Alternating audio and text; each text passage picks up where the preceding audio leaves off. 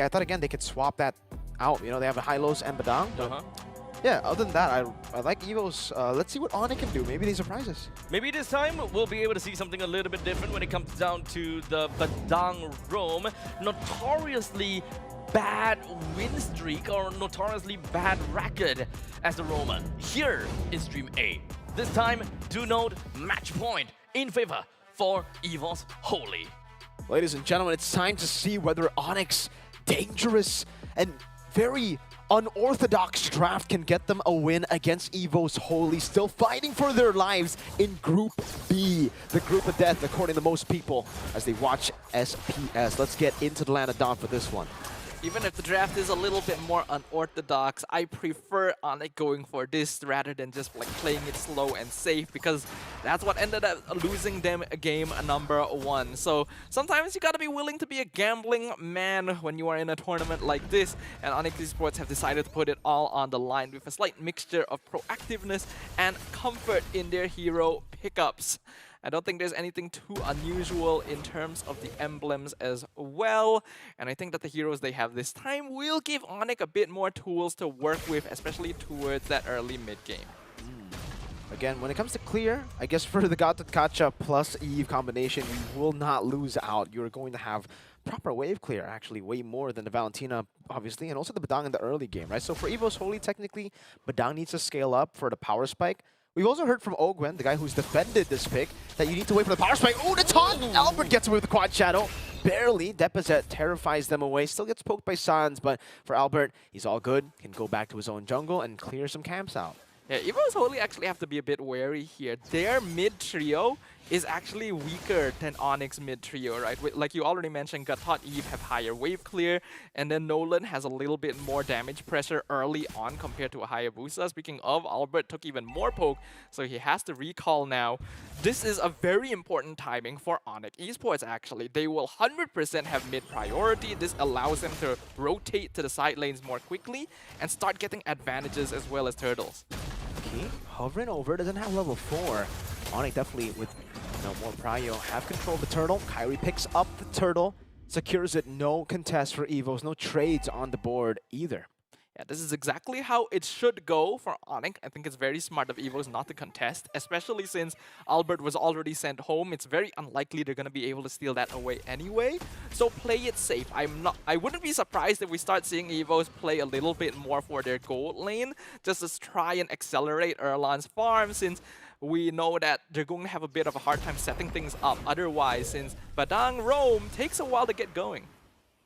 And for Key, still waiting on level 4, actually hasn't hit it. So, yeah, maybe EVOS have taken notes on, the Badang Rome, adapting to the style, waiting for Thunderbelt, waiting for maybe the Oracle to start fighting, start brawling out.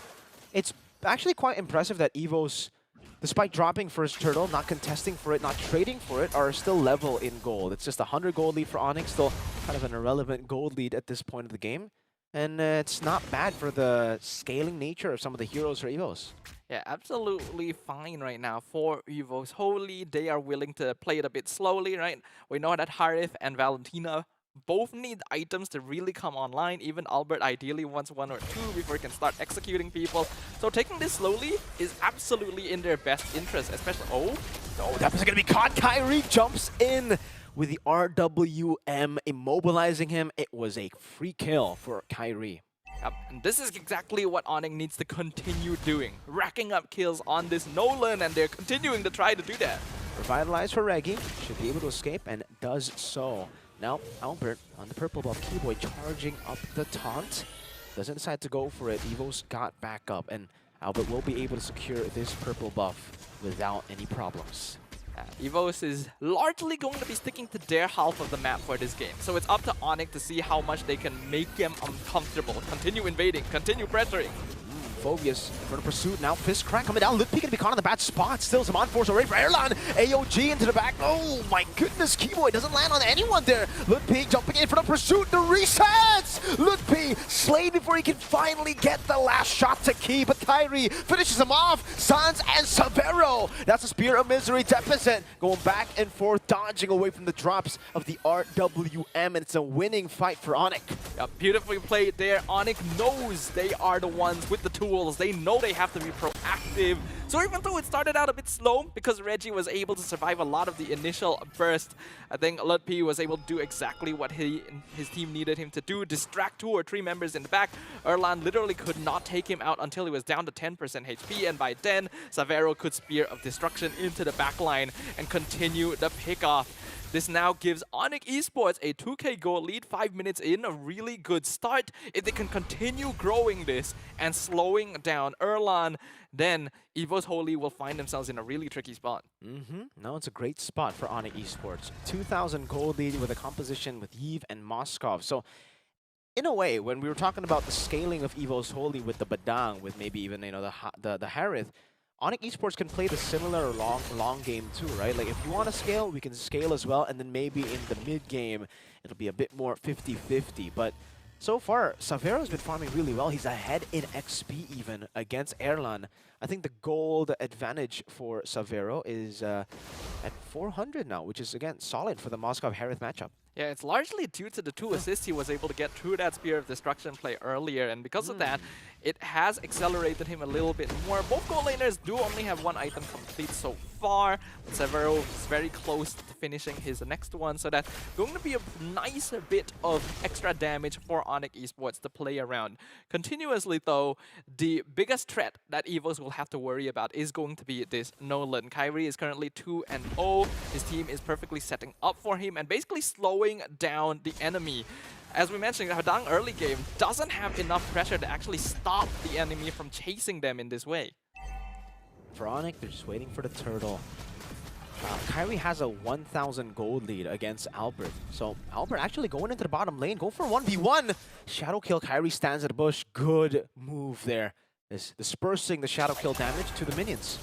The less kills you can give to a Hayabusa, the more uncomfortable he becomes. And Albert right now is sitting on a 0-0-0 KDA. Not really where you want to be on this type of hero. Now the next turtle going to be contested. He already spotted out. For the pursuit again from Lutpi. Regi pops in Glorious Pathway and Revitalize. Erlan walks in. Retribution on point for Kyrie. They all fall under the real world manipulation. In for the pursuit again. Lutpi going in SOD. Whips there. AOG deficit forced to flicker key. Falling to the hands of Kyrie in enemy lines, and Kyrie wants more. Erlan's next to the chopping block. Albert still waiting. The purple buff looking for a shadow kill comes in. Severo pins Erlan to the wall. The taunt from Keyboy finds Albert, and ONIC Esports take 4-0. Yeah, I think EVOS made a bit of a miscall there by trying to actually contest the 5v5. They already should know at this point. They just don't actually have the damage to be able to directly duel ONIC Esports. And when they already lost the members, they found themselves in a situation where they could no longer disengage because they committed Glorious Pathway and RWM aggressively. So ONIC could just continue chasing them down into their jungle. Things were a little bit dicey for EVOS before this, but now things are dire. As ONIC is continuing building up that gold lead, Kyrie, Sans, and Severo all have not died yet, so the farm on all 3 cores is going to be snowballing out of control. For Severo, he's very, very safe here. Oh. That's actually Spawn Force over 4. Erlan gets caught again, taunted. RWM takes him out. In the path, oh, Sans flickers onto the shadow kill. Key now caught in under the turret. Albert quad shadows back towards Kyrie's hands. It's a mega kill for Kyrie, and now it's Lutpi and Kai chasing the horse down all the way back to base. Bit of a failure to adjust here. EVOS is still trying to get some kind of advantage wherever they can by getting kills, but they're not able to open the map. They don't have vision to play around with. They were hoping that the rest of ONIC were pushing the rest of the map, but no, they were still gathered around the bot side and instantly punished EVOS for overcommitting.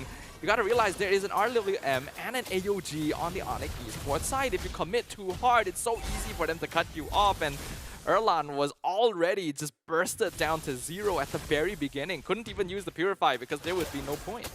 So all this time, EVOS have tried to contest the neutral objective. Now they decide maybe the gold lead is a bit too big. He still stands there, gets taunted, puts down Okay, Key just gets picked off.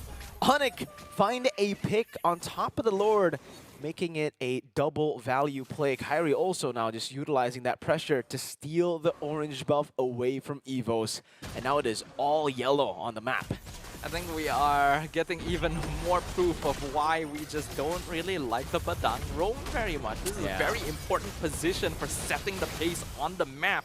And Badang just doesn't match up to other frontliners in the early game. You really gotta hit that 2 to 3 item power spike before it becomes a true problem, and that's more than enough time for a team to take complete control of the map, the same way that ONIC has done now. Even the Wishing Lantern for Sans, because he knows he can play aggressively for just straight up DPS. 10 minutes in, and the kill score is 13-2, and Erlan nearly dying just through the puncture spears of Severo.